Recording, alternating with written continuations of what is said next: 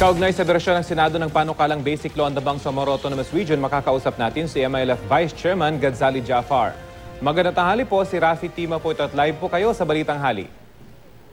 Magandang tanghali po, Rafi Tima. Opo. Magandang tanghali sa mga listeners natin. Opo. Vice Chair, ano pong reaction nyo dun sa ipinasang panukala na ito at napag-aralan nyo ba yung panukala? Normal pong reaction natin. Una, tanong natin sabihin na natin na naayon sa saligang batas ng Pilipinas yung version, Senate version ng BBL.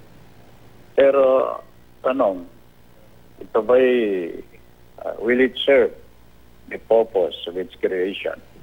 Ito ba'y sasagot sa mga problema kung bakit kailangan tayong mayroon BBL na siyang maging batas ng Bangsamoro future Bangsamoro government. At kung hindi, at ang isa pang katanungan kung hindi yon sagot, ito ba'y tatanggapin ng mga tao sa Mindanao na pangunahing aktor kung bakit meron negotiation ang gobyerno ng Pilipinas at ang Muslims in the Philippines at ilang agreement nga ang nilagdaan. At ngayon nagsisikap tayo na ma-implement yung pinakahuling agreement na nilagdaan, ang CAP. Doon sa issue na itong BBL Senate version ay hahadlang sa future kung sakali meron mag-iisip, magplano in the future. Opo. Para humiwalay sa Republic ng Pilipinas at mga Muslim. Vice Chair, malaki ho ba yung pagkakaiba? Ang palagi ko po, hindi po yan ang hadlang. Opo. Sapagkat hindi po yan ang issue. At yan po ang issue po ngayon batas. Maging batas ng Bangsamoro government na effective na batas. Batas para maging daan upang ulit na mga Muslims ang gusto nilang kaunlaran, progress at kaginhawaan. Malaki ho ba yung diferensya nung napagkasunduan ng MILF at ng pamahalaan dito sa bersyon na lumabas mula po sa Senado? Ganito, Rafi Tima, ang paliwanag ko dyan. Kung ikumpara pa natin yung original na version, Opo. agreed between us and Malacanang, at yung BBL na Senate version, kung baga sa tao, iba na ang haircut itong version ng Senate version kesa haircut ng BPC, agreed version. Iba ng haircut nito. Opo. Iba na ang estilo ng pananamit. Iba na ang estilo ng pantalon. So much so na pwedeng sabihin natin na hindi na natin may kilala yung original na version ng BBL. Pero Vice Chair, dun sa description po ninyo, parang iba yung hairstyle, iba yung pananamit.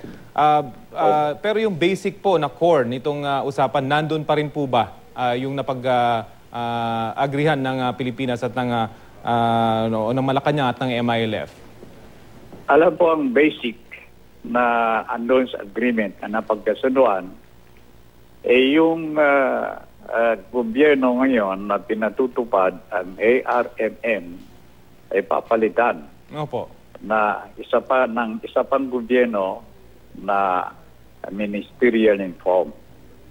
So katanungan ngayon, yung bang version ng Senado tutugong pa rin ba yan sa naayon doon sa agreement na ministerial in form Ayun siguro ang pinaka-basic. Kung pag-uusapan natin ng iba pa, napakarami po. In any case, opo, malayo pa po yung tatahakin nito dahil kailangan po yung version pa naman ng Kongreso. At kayo po ba, ano po yung narinig nyo on the ground? Yung reaction ng mga tao nyo dyan tungkol dito sa mga sinasabing pagbabago na ginagawa dun sa napirmahan na sa palasyo? Ganito, Rafi, Tima. Palagay natin na sa basketball tayo. Opo. So, kami ngayon, ang tingin namin nasa 2 minutes kami. Opo.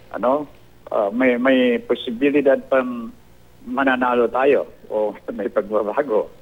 Sapagkat hindi pa nangyari yung bicameral. Pagkatapos na sumiti pa yan sa Malacanang for the president's signature. At mayroon pa mga bagay na maaaring mangyari.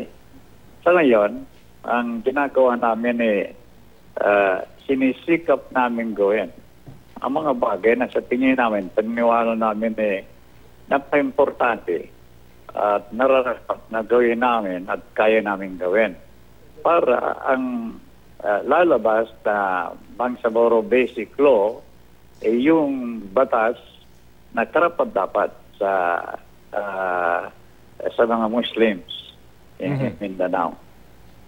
Okay. In any case po, pare-pareho po tayo mag-aabang dito sa patutunguhan po nitong Bangsamoro Basic Law at mag-update din po kami sa inyo para sa inyong mga reaksyon. Maraming salamat po, Vice Chairman Gadzali Jaafar.